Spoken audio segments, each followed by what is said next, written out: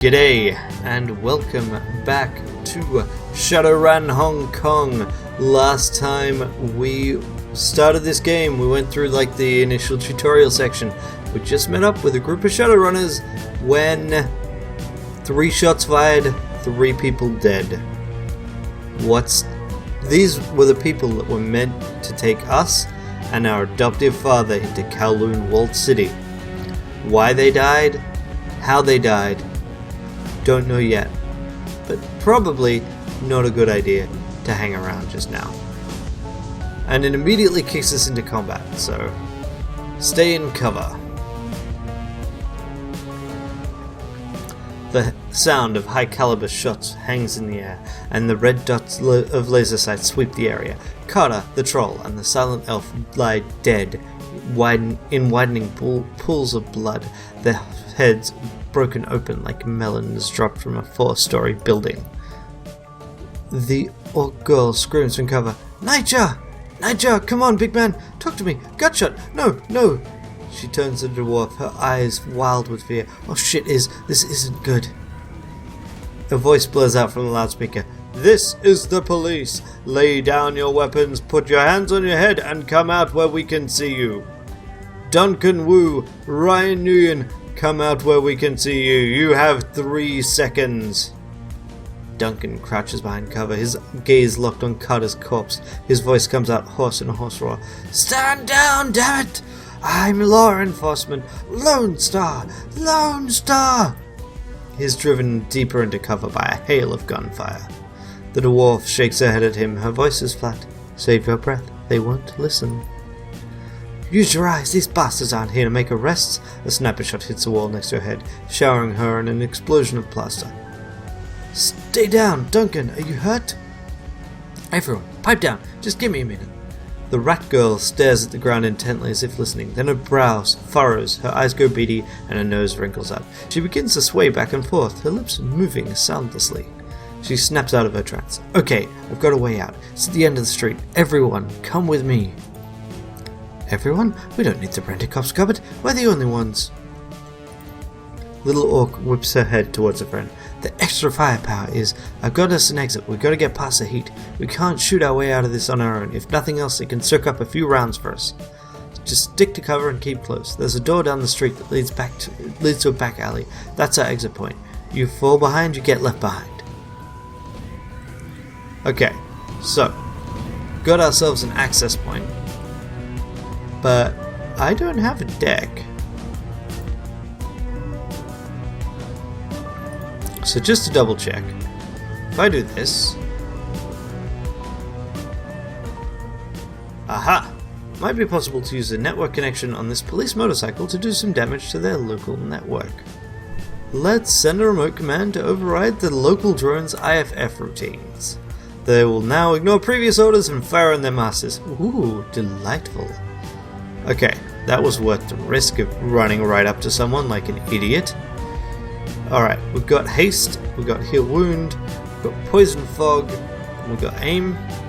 On you, we can do a smart proxy mine, and we've got a mini grenade launcher. And okay, interesting. Alright, Duncan, you head here.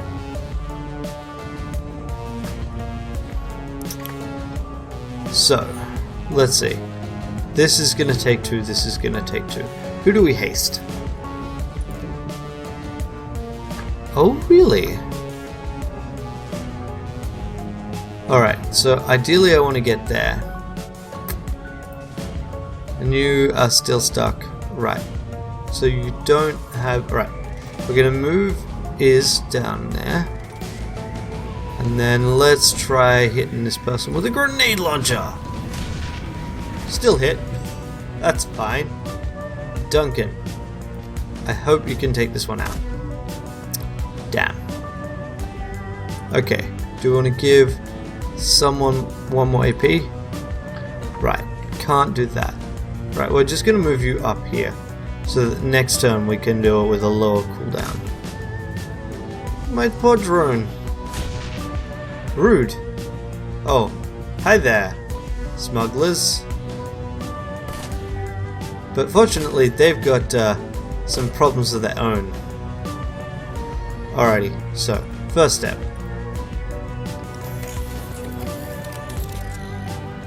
Alright, we got ourselves 2 AP on our drone. So we're going to move the drone up. I said, no, that's not cool. Alright, so if we zoom in, can we actually pick this spot? Really?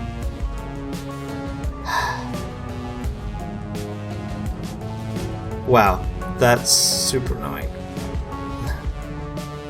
Alright, not gonna punch anyone. So, you. Haste on Duncan. Duncan's got our biggest gun.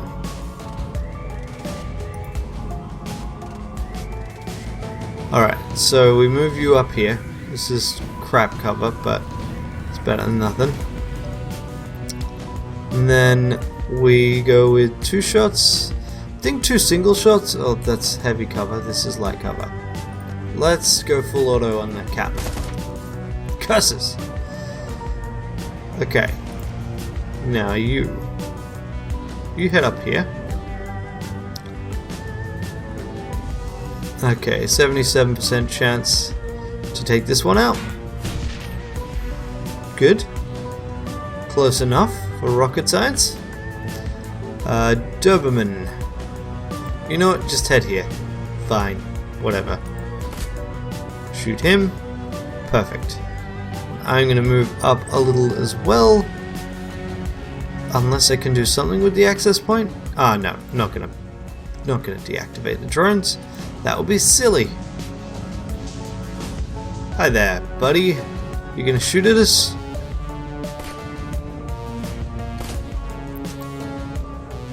Okay, we're gonna move up. The Doberman is gonna head up as well.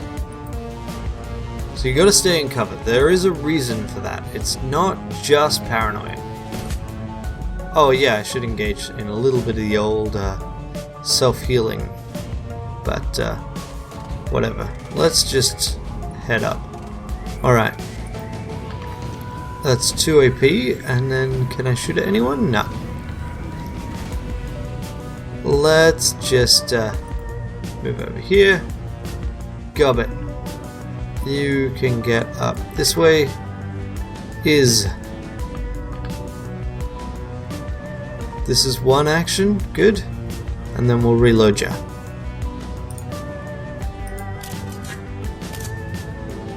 So my back is somewhat open, but I think we can mostly ignore them from behind.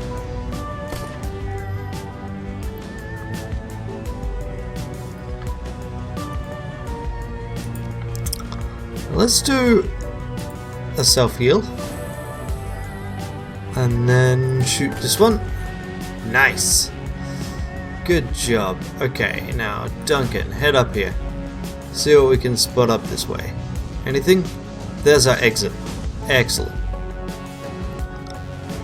So let's get over here. Somehow it doesn't matter what direction we've got cover from. It's just as long as we got cover. Oh, I love that. Yeah, it's Gobbet and Shadowrun.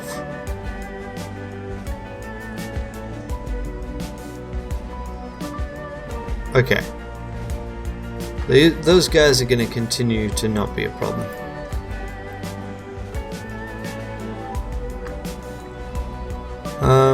Let's see.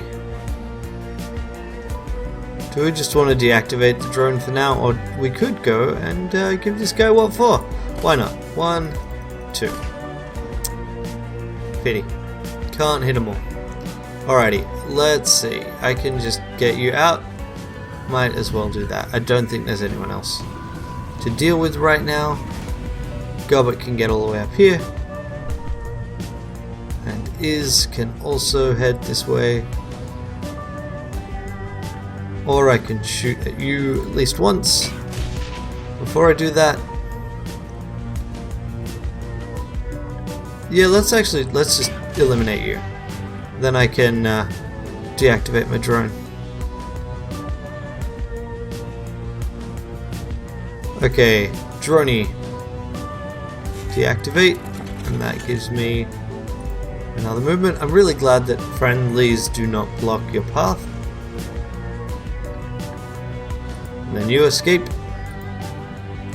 And Shy Dwarf, come along.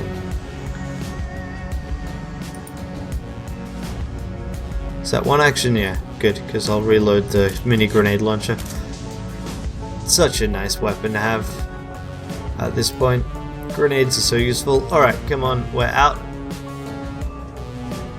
And now, you can get all the way up here. Excellent. And let's get into the sewers. I guess I can't see this to select the thing. Alright, yes, there were more. I could have fought them. Or I could go and escape. It's a deal. Escaped. The rat shaman guides you from the doorways down the street through an eternity of winding alleys, damp sub-basements, and empty buildings. Stumbling through refuse and filth, you make your way into the sewers below Victoria Harbour.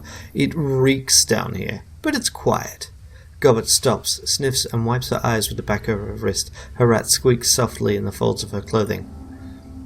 The dwarf watches her silently for a moment, then moves closer and gently takes her hand. In the dim light of the sewer, you can see they're nearly the same age, no more than 20, 21 tops. What were their names? She keeps her head down and tells it to the floor. Our troll friend you were talking to is Nightjar. He was our friend. The elf was called Gutshot, kind of an arsehole. I didn't need to see his head splattered everywhere like that.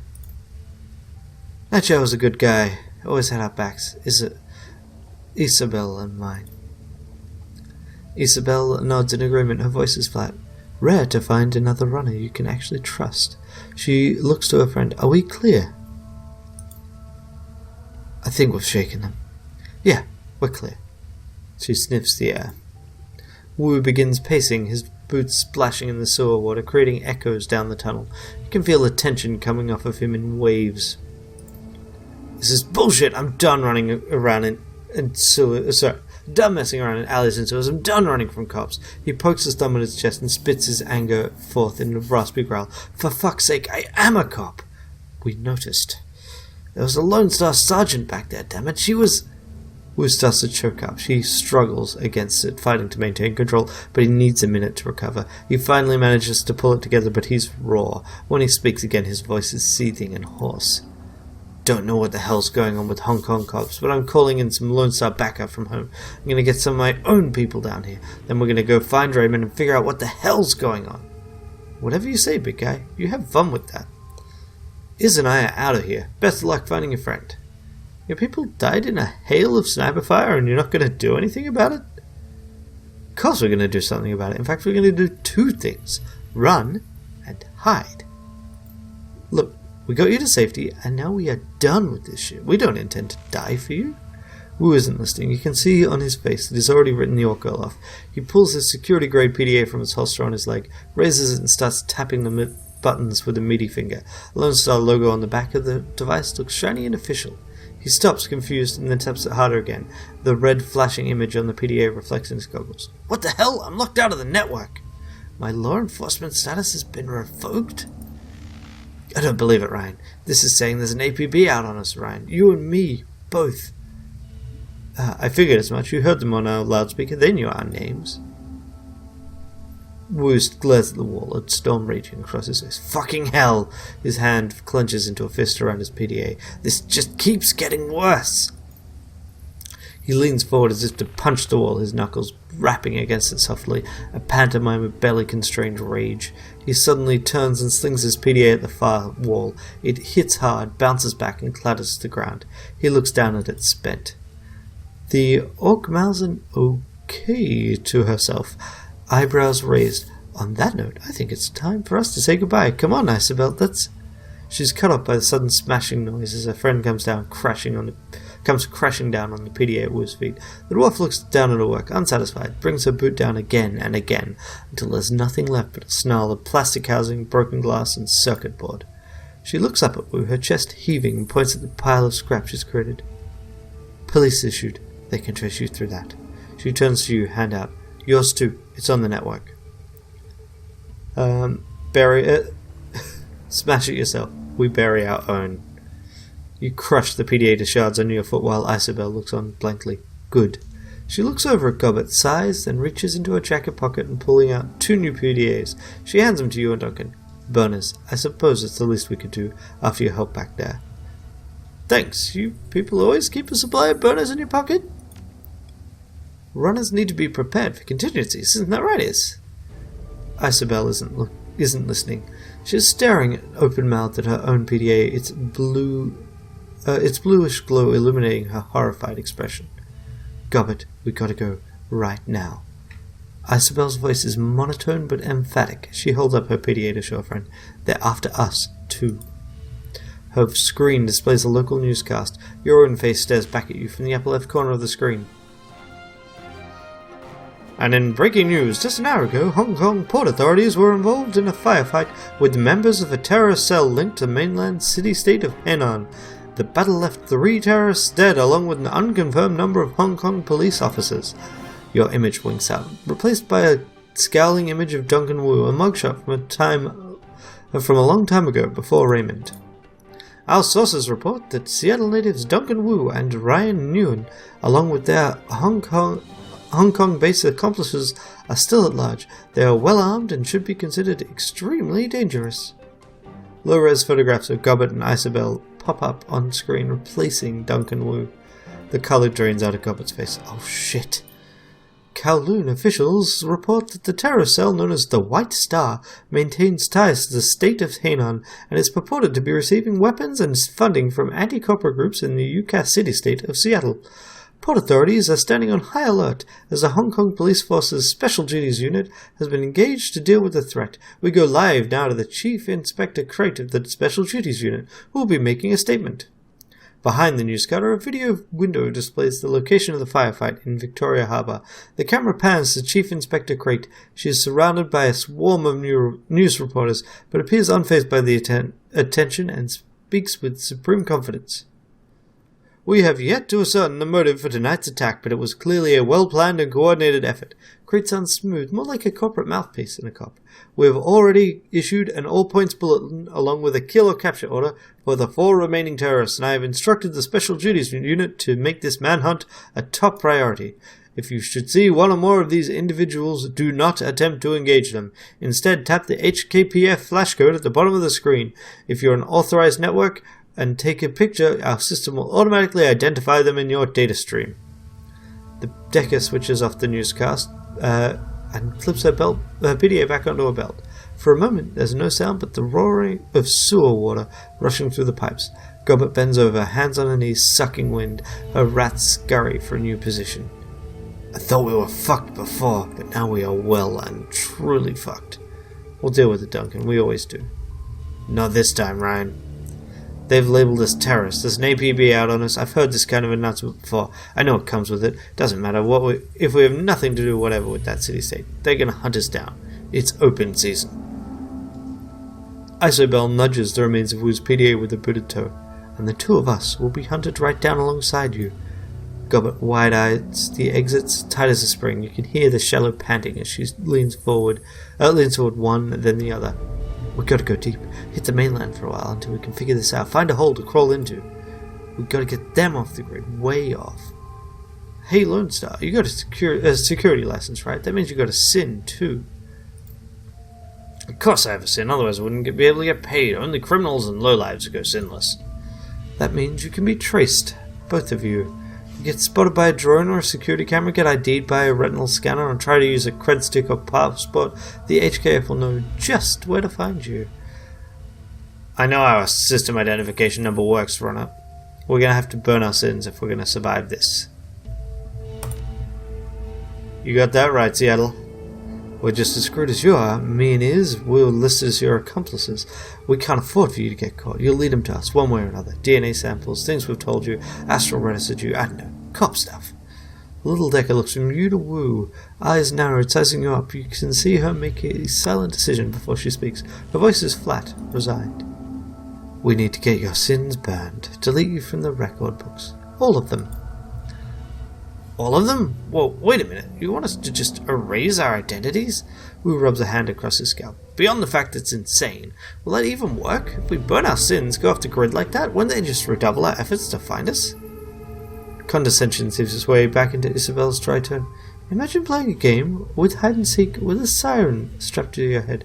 Would you rather try and hide with the siren, or with the siren conspicuously absent? Deleting our IDs across the entire matrix sounds hard. It is very difficult. I can't do it. Some people can. Organizations, expert systems.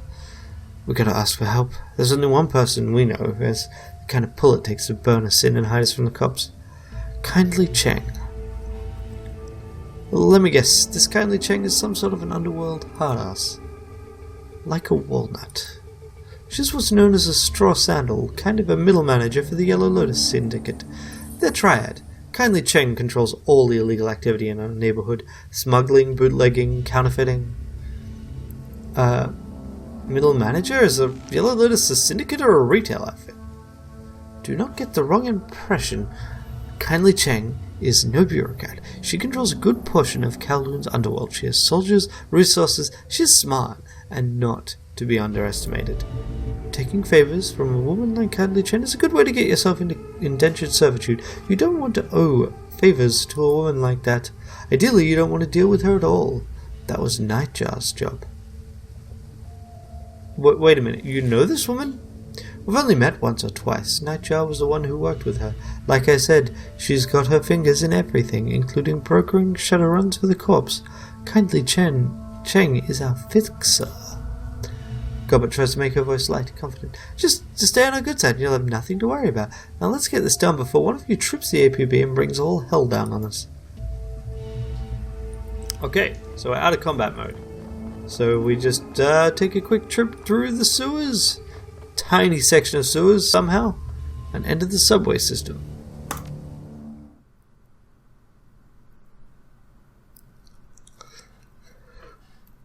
You scramble up a ladder and through an access way where the sewer system spits you out into the Hong Kong Mass Transit Railway System, the MTR. Crossing the rails, you climb up to the platform and into the station.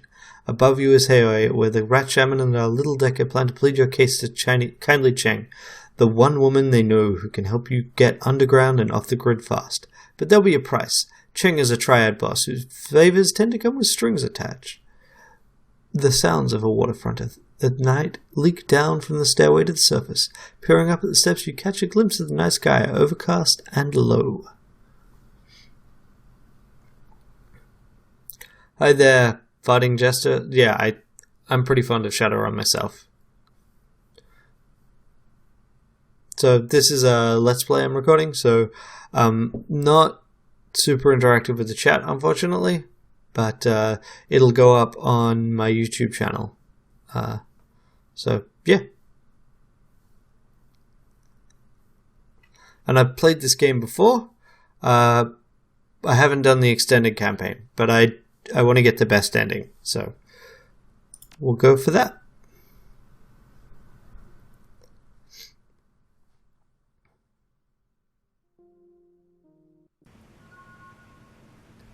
Hey, 5 comma!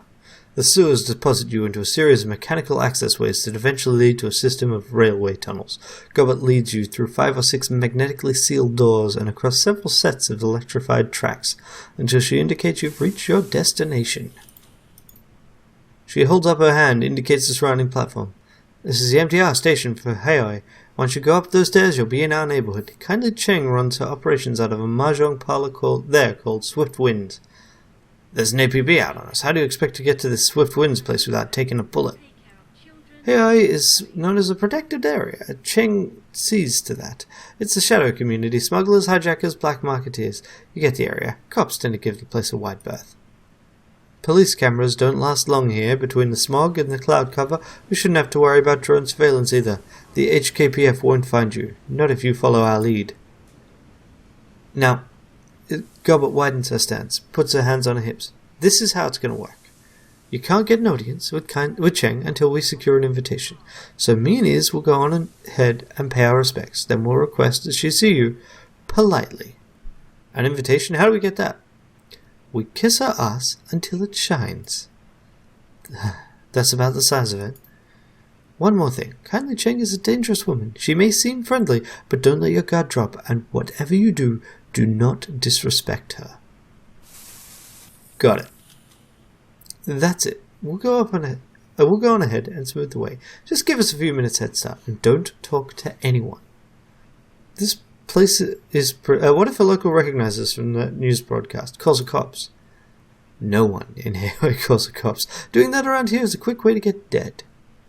Thanks for the help.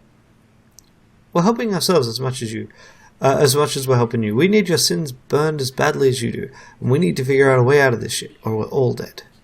I mean, why doesn't she just kill us? Plus, we could use some muscle right now. Her voice turns sheepish. Just saying. See you at the mahjong parlor.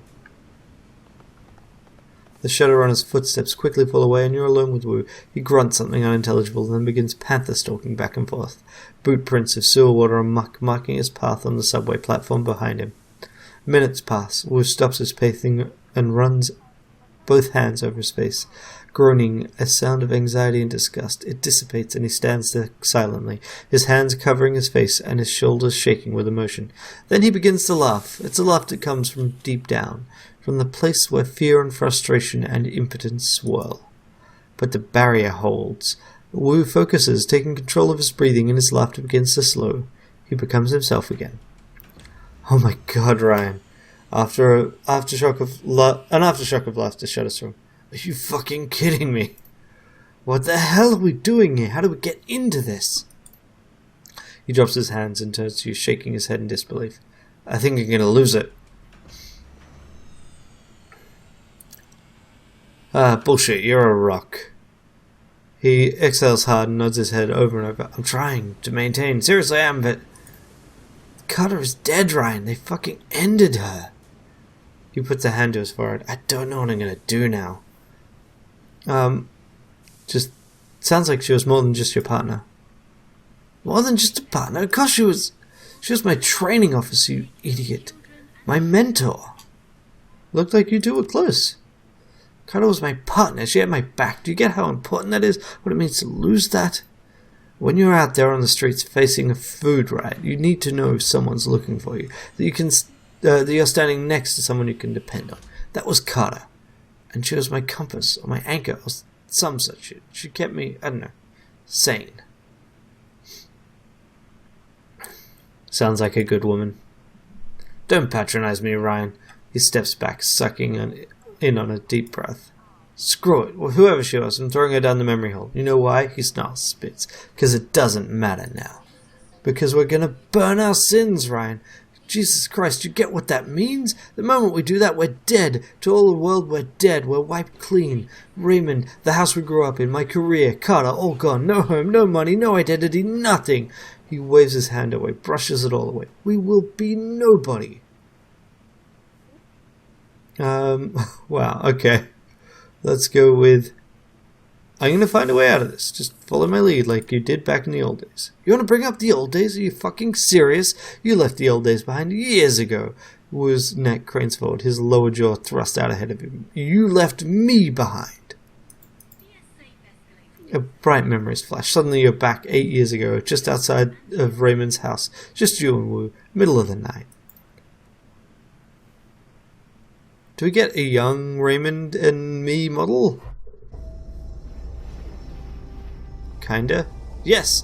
Yeah, we do get a young Duncan. Sorry, not Raymond. You can't just leave like this, Ryan. What am I gonna say to Raymond? You know how he is. Yeah, I know how he is. Inflexible. Exactly. We're breaking one of his rules just being outside the house after curfew. What's so important you have to run out now, in the middle of the night, without even telling Raymond why? He's distraught. You can see it on his face. You can hear it in his voice. He used to be lost without you. I love how all of this is the truth. Let's go with... It's a job too good to pass up. Come on, Duncan. We could use you. You're good in a fight. A job too good to pass up? I thought we left our shit behind, Ryan. Look, whatever's going on, I can tell you one thing. Raymond will not approve. I'll deal with that when I get back. I won't be gone long. 2-3 days tops.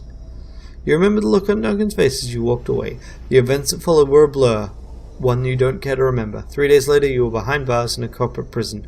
No interrogation, no charges, no appeal. Years later, some corporation bought some other corporation, and a new board of directors pushed through some sort of reform agenda. And the higher-ups gave an order, and then you were out, with a few hundred new to your name, and one scary-as-hell non-disclosure agreement ensuring your silence. Not that it mattered to you anymore. You were starting fresh, determined. Until Raymond tracked you down, left you that voicemail, brought you to Hong Kong, and back together with Duncan Wu. I love that I still have the drone in the past. You realize that Wu's been staring at you. Now let's hear it. Where the hell have you been? Why didn't you contact me? At least to tell me you were alive. You're pissed that I didn't contact you? I was locked up, Duncan. For years. You're a cop. Why didn't you go looking for me? You think I didn't? I tried everything. You were completely off the grid. The information finally sinks in and he dials back the attitude. Now I understand why. Locked up, huh? Shit. Range of emotions play across Wu's face. He stares at the ground for some time before finally looking up back up at you with a heavy sigh. Wow, I really don't know how to process that one right now. I don't know. If we're still alive tomorrow, we can talk more. This shit's too much. We're marooned on this island, hunted by cops. My partner is dead. Raymond is missing. And we're about to go see a crime lord about erasing our goddamn identities. As a bonus, our only allies are a pair of tiny criminals who would kill us if they could, just so they didn't have to deal with this. He rubs his head vigorously. Listen, Ryan, back in the Barrens, whenever I was out of control, you just handled the situation. With Cardigan, I'm just a raw nerve. I'm afraid I'm going to slip back, and people are going to start getting hurt again. I got you back, Duncan. He stares at you hard, like he's trying to see something inside your head. We'll see. Just don't press it. I need some time to get used to you. Now let's go meet that triad woman and get our damn sins burned. I want to rip off the bandage as fast as I can. Alright. And with that, I am going to end the episode. And next time, we will go become sinless. And get a fresh start on our criminal career. Until then, bye.